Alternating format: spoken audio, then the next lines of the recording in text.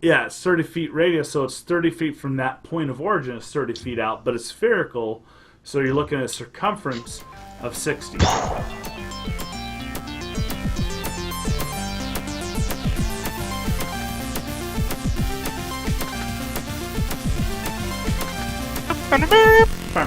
So this week, or this topic for our GCA and I almost said GCA and DC. Our GCNC Nope. tabletop RPG. GC and TTRPG. That's Yeah. way too many fucking letters to read off. But as it is, every month we pick up a topic, pretty easy topic starting out with. So it's like a D&D 101. And this month I'm covering spellcasting because actually spellcasting is really misinterpreted a lot of times. I got questions. Go There's ahead. a lot of questions. I mean, basically, the first thing is the spell is just the ability for a PC to harness the natural magics within the D&D realm, and Yeah. through training or through meditation, they learn how to harness it and form it in the shape of a spell. Or wild magic. Or wild magic, and different classes use magic different ways. The components of a spell are of three things: either verbal, somatic, and material. And they usually will designate in the spell if it requires verbal, somatic, or material, or all three. And the materials are the key component that a lot of times gets overlooked. A lot of times in a lot of games. Oh, we don't play with it. Essentially, I mean, Yeah, I don't check with people unless it's a crazy. unless it's crazy like for Darwin just always says, "Oh, it's in my pouch." Yeah. and that's fine. Everybody. Like, if you get to a point though, because you get higher level spells, like I think it's seventh level, is a raise dead spell, or a Yeah. resurrection spell, and that requires a diamond that's at least 500 Yeah. gold. At that point, the DM's going to say, "Hey, you need this." And Right. I mean, granted, if you're casting, You didn't just scrounge that up. if you're casting a seventh level spell, that means you're probably around 14th level, because the way that the spell slots you get aren't Right. in line with your level. So we're sitting at level 6 right now, and I know my cleric can only cast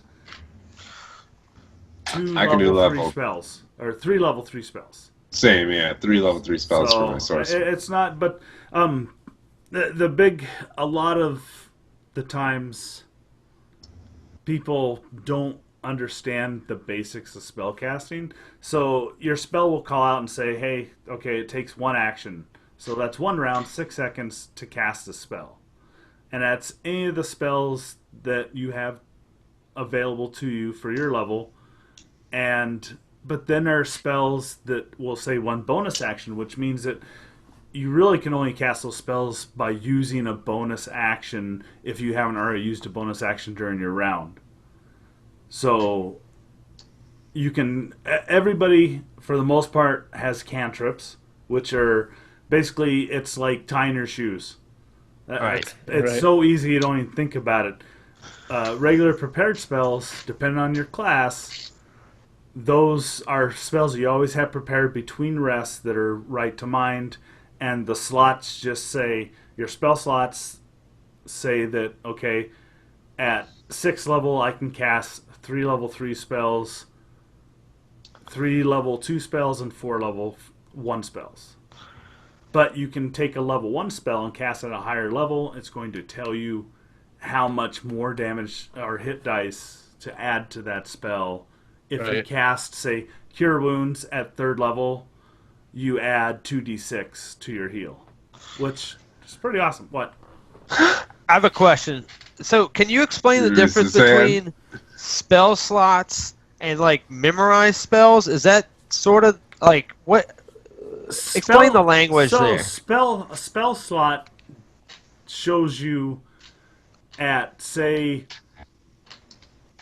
level 6. I'll use level 6 because I have that right in my mind. So at level 6, generally you have 4 level 1 spell slots. So if you have level 1 spells prepared, which you should, you can cast those in a level 1 spell slot. But because it's a level 1 spell, it does have the ability to be cast at a higher spell slot. And you get to pick any one of the level 1 spells in the book? No, it depends on your class. So, take a cleric. A cleric knows all their level 1 spells because they get their focus and their magic from their divinity, from their god, right?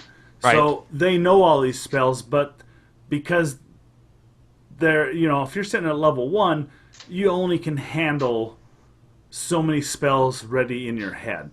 So that's where the spell slots come in, that you can prepare. It is the amount of spells at your level plus your wisdom modifier or class modifier for casting. So level 1 priest with a +2 can have 3 prepared spells, but they may only have 1 or 2 spell slots available at level 1. Usually it's 1. Gotcha. So they can only cast one of those. What? So you just talked there something that's kind of interesting to me about the how most spellcasters are getting their power from a god. For clerics. Clerics for clerics, right? So what would be other sources of magic in other sources D&D of magic take besides gods? A sorcerer generally gets their spell casting ability and their focus from a traumatic experience within their life. Sorcerers have a different. They do it differently. They don't have per se spell slots, but they have sorcerer points that they can use like a spell slot. Well, we have spell slots, but you can buy back spell slots with your sorcerer points. And like I said, it's not book based, right? I haven't studied. Well, yeah, that's the thing is the sorcerer only can cast spells that he knows. Yeah. Right. And he doesn't know all the spells. Right. I can't pick a different... Nope. I can't pick different spells on every rest. I only know the spells I know. Yeah. But my question is, if a cleric gets his power from a god, where is your power coming from? Mine's either wild magic. Yeah. For a sorcerer, it's wild magic or draconic bloodline. Bloodline. There's like 3 different ways I think to get it. With sorcerers. Yeah, mine's wild magic, which is what Jeff was talking about, which is something crazy happens to you where you just get imbued. Boom. Yeah. Magic. It's because you're still practicing. You're still practicing, and you don't fully understand it. So because the focus for any spellcaster is either for a sorcerer, it's a traumatic experience. For a cleric, it's their deity. That's their focus. That's why clerics have some symbol of their deity on them, and that's what they use to focus their magic through. Warlock. Warlocks are different too. I read a little bit about warlocks. I haven't gotten. They have a crazy kind of. They're in service to a greater. Greater power. Yeah. So Jeff, I'm the mechanics guy too. Talk a little bit about spell save DC. We seem to run up against that over and over again in our games. I'm getting there. So okay, cool. I was getting the basics for, spellcasting because besides bonus action and reaction, some spells call for a reaction, like Warding Flare from a cleric is a reaction. Longer casting times. Concentration. If it says it takes, you have to concentrate on that spell after you cast it, you can still cast another spell while you're concentrating, but you have to concentrate for the next so many rounds it takes for that casting time. And if you take damage, you have to pass a Constitution saving throw in order to see if you maintain concentration on a spell. And then there's ritual spells. Ritual spells are basically the same thing as concentration, but if you take damage and fail your saving throw, you have to start the ritual over, and you don't expel that spell slot until you actually cast the spell. As for some spells ask for a saving throw based on their spell save DC, and the spell save DC is so confusing for a lot of people because they don't really read it, and it's talked about everywhere. If you start looking for spell save DC in the books, it's there. It's just it talks about it's Tucked, a boy. base. The base is 8, and then it's plus your proficiency bonus, and then it's plus your mod for the stat that is Class. required to have for that class. Every class has a different one, right? So a cleric is going to have a base of 8. Wisdom is their mod. So if you have 17 wisdom, that's a plus 3. So 8 plus 3 is 11. And then your proficiency bonus, if it's plus 3, then it's going to be 14. Spell attack is just your stat mod. So for a cleric, again, wisdom is plus 3. Wisdom at 17 is plus 3, plus proficiency bonus of, if you have a 3, then it's going to be 6. Yep. So If you're Jan. if you're Jan, and I'm going off a 6th level cleric because she's awesome. Yeah. If you take like a warlock, then the warlock's going to be charisma is their spellcasting ability. All right. So it'd be And- their Yeah. That's used like as in like a range spell, like to hit, right? Is generally when you spell use attack that. Right. would be, yeah, Yep. yep. So Right. your mod plus your proficiency bonus is your spell attack. Whereas the spell save DC is like if your spell has an effect on a monster that they're saving against, Yep. then they're saving against that. If Your Booyah. the spell doesn't doesn't specify. call out a Right. specific saving throw, Right. then they have to roll against the caster's spell save DC. Right. And vice versa for the caster. Beautiful system. Yeah, it takes a little bit of math. The other thing is the effect, the area of effect of a spell. It tells you if it's conical. I think the biggest thing we always run into at first was it says for like flaming sphere, it creates a spherical object, and the center it affects from the point of origin wherever you cast it within range. So if you can cast it within 60 feet, so if you cast it at 60 feet, the point of origin is that point at 60 feet, but then it has an area of effect of a 30-foot radius. Right. So, yeah, it's 30 feet radius, so it's 30 feet from that point of origin, it's 30 feet out, but it's spherical, so you're looking at a circumference of 60. Yeah, it's like my fireball. It's hard to. I can't always cast a fireball on an enemy because it's a 30 feet circle, and Right. it'll blast half the team half the time. So sometimes I have to shoot it at the wall, or and sometimes I just can't use it at all. Yeah. Because of that. Yeah. And that's- Merla had no problem doing that. Yeah, you have to watch out for, simple mistake at level 1 is not knowing like a Kona damage. Like Oh, burning okay, yeah, hands. whatever. Burning That was hands. like 2 years ago. We still talk about that. I know he still gets shit for it. And another thing that a lot of people don't really look at is you could actually combine magical effects. Spellcasters can combine their magical effects. As long as you're not casting the same spell, they will be more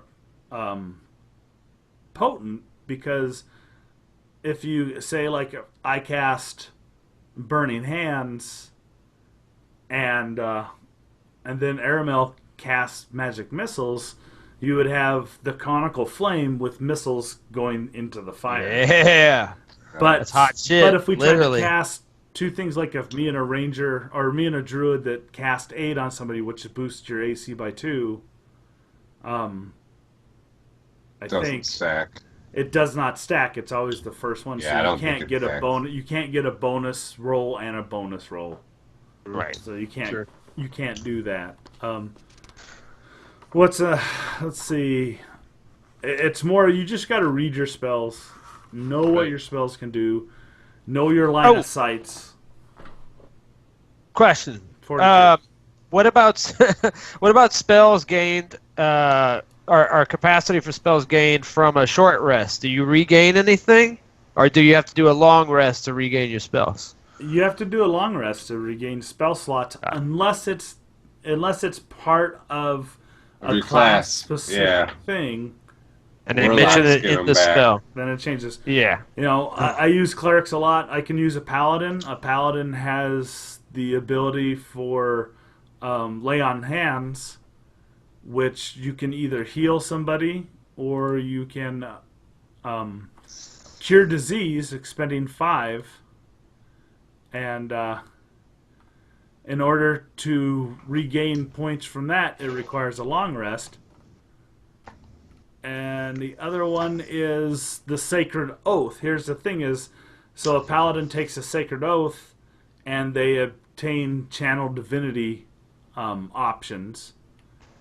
You can use those, and in order to regain them, you only have to do a short rest. Cool. So it does tell you whether it's a long rest. If it's a short rest, it will tell you. Right. Gotcha. Sweet. There's That's a awesome. question that you might not even know the answer to. Is there a limit to how many short rests you can take in a day? Like, There 'cause should be. I have a warlock that's going to be in my party when I'm DMing this next campaign, and warlocks only have like 1 or 2 spell slots, and they regain them from a short rest. Yeah. And There should be a I limit. figured like once everybody uses up all their hit dice, then you can't take a short rest or anything like that. But otherwise, it would just after every battle, he's just going to be like, okay, I short rest. Yeah. Yeah, but Yeah. short. I think Uh, I can't remember. I haven't read on resting in a while, but I thought, I mean, short rest. I think the minimum is an hour, because Yeah, that's how much time you can I think regain that's one right. hit dice is 1 hour. But generally, you think short rest, you think 4 hours. So I think that's more of a DM's discretion how you I want would to say- play it. I would say as a DM, if he was trying to do that all the time, I would throw some monsters at him during the rest, right, and have the monsters gain surprise for Right. it. You know what I mean? Like make it riskier than Yeah. you know, depending on the situation. You know? Like sleeping in the Amber Temple. Yeah, exactly. Yeah. Exactly. The last thing I want to talk about is just it's something that you don't always really think about. Is every spellcaster you look at and you're like, oh, I'm level 1, I have 2 spell slots. So my round I cast a spell, okay, and then I move, and then my next round comes around, oh, I cast another spell and I'm done. I can't do that. Now I got to rely on cantrips. No. If your cantrips, because the nature of a cantrip is so fast, you can cast that really nice level 1 spell. You can cast Magic Missile, and then as a bonus action, use a cantrip. It basically gives you 2 attacks. In the same turn. Super Yeah. awesome. Yeah.